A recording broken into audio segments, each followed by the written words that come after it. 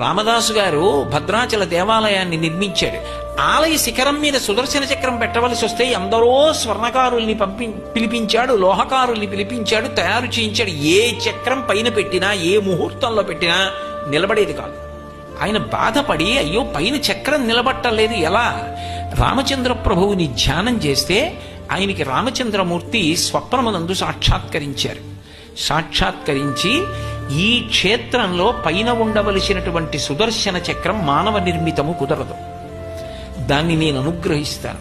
రేపటి రోజున నువ్వు గోదావరిలో దిగి 2 చేతులు చాపు, అలల పడవ మీద నీకు సుదర్శన చక్రం అందుతుంది, దాన్ని ప్రతిష్ఠ చెయ్యి, గోదావరి మాత బహూకరిస్తుంది అన్నాడు.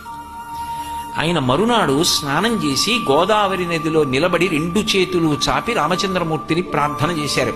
నీటి మీద తేలుతూ వచ్చింది సుదర్శన చక్రం. అదే ఇప్పటికీ భద్రాచల దేవాలయం